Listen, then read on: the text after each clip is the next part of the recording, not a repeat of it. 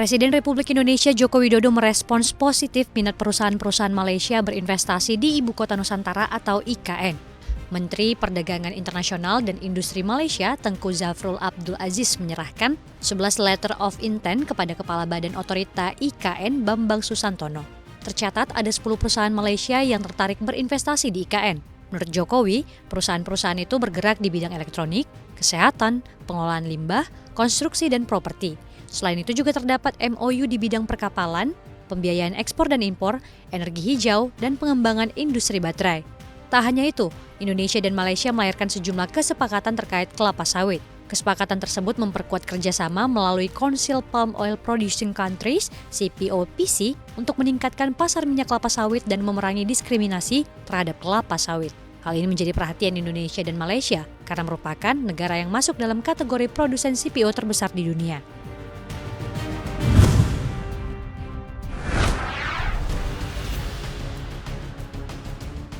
Perekonomian dunia pada tahun ini diperkirakan masih dalam kondisi yang suram. Kecenderungan negara-negara mengalami resesi semakin besar dengan cakupan yang semakin luas.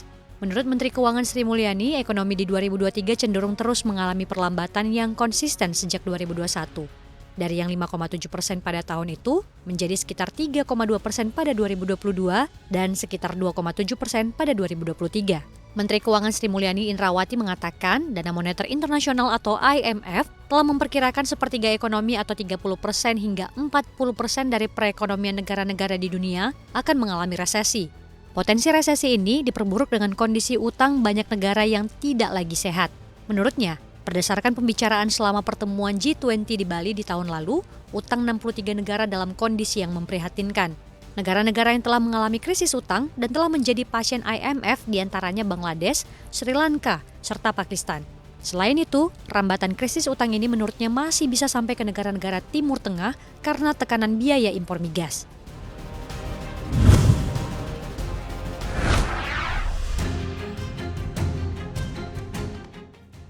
Perum Bulog diperintahkan melakukan stabilisasi pasokan dan harga beras di tingkat konsumen melalui penugasan menggunakan cadangan beras pemerintah atau CBP mulai 4 Januari sampai 31 Desember 2023. Kepala Bappenas menerbitkan keputusan Kepala Badan Pangan Nasional tentang petunjuk pelaksanaan stabilisasi pasokan dan harga pangan beras di tingkat konsumen tahun 2023, di mana pelaksanaan stabilisasi pasokan dan harga pangan atau SPHP beras dilakukan dengan target 1,2 juta ton, disesuaikan dengan kondisi pasar. Arief mengatakan, keputusan penugasan Bulog tersebut sejalan dengan arahan Presiden Joko Widodo yang meminta stok dan harga beras betul-betul dijaga. SPHP beras tahun 2023 akan dilaksanakan sepanjang tahun, dari Januari sampai Desember 2023, dengan intensitas pelaksanaan per bulan mengacu kepada perkembangan rata-rata harga beras secara nasional yang dihimpun dari laporan perangkat daerah. Untuk wilayah Jawa, Lampung, Sumatera Selatan, Bali, Nusa Tenggara Barat, dan Sulawesi sebesar Rp8.300 per kilogram. Wilayah Sumatera kecuali Lampung dan Sumatera Selatan, Nusa Tenggara Timur, dan Kalimantan Rp8.600 per kilogram. Dan wilayah Maluku dan Papua sebesar Rp8.900 per kilogram.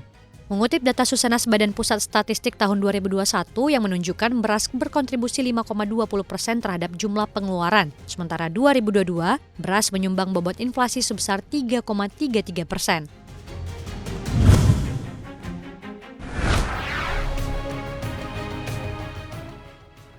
Goldman Sachs Group dikabarkan akan memulai PHK massal pekan ini. Langkah ini diambil saat bank tersebut menyadari adanya tantangan ekonomi yang sulit di waktu mendatang. Menurut Reuters, PHK massal di Goldman Sachs akan berdampak pada lebih dari 3.000 karyawan. Per kuartal 3 tahun lalu, Goldman Sachs tercatat memiliki 49.100 karyawan. Bank institusional ini telah mengalami penurunan besar dalam kesepakatan korporasi sebagai akibat dari volatilitas pasar keuangan global. Menurut data Dealogic, biaya perbankan investasi hampir separuh dari pemasukan bank di tahun 2022. Tahun lalu, Goldman Sachs mendapatkan $77 miliar Amerika Serikat secara global, turun dari $132,3 miliar Amerika Serikat yang didapat tahun sebelumnya. Nilai total dari sektor merger dan akuisisi secara global telah merosot 37% menjadi $3,66 triliun AS per Desember 2022. Sementara itu, saham Goldman Sachs telah merosot hampir 10% pada tahun 2022. Meski demikian, masih cukup beruntung. Sachs masih sanggup mengungguli indeks bank S&P 500 yang turun 24% di tahun yang sama.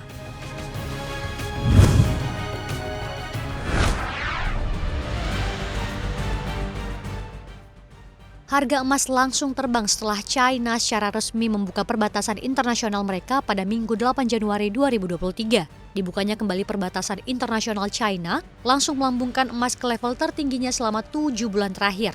Harga emas terpantau berada di level 1.822,90 dolar Amerika Serikat per troy ounce, naik 13,20 poin atau 0,71%. Ini merupakan kenaikan tertinggi sejak Juni tahun lalu.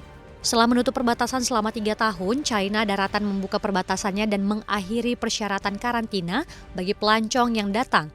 China adalah konsumen emas terbesar di dunia dan perekonomian terbesar kedua di dunia, sehingga dibukanya kembali perbatasan akan sangat menguntungkan pergerakan emas. World Gold Council melaporkan Bank Sentral China atau PBOC memborong emas 32 ton pada November 2022. Pembelian emas oleh PBOC merupakan yang pertama kali sejak September 2019. Dengan tambahan 32 ton, maka cadangan emas kini menyentuh 1.980 ton pada November 2022. China kini berada di peringkat ke-7 dalam peringkat negara dengan cadangan emas terbesar di dunia.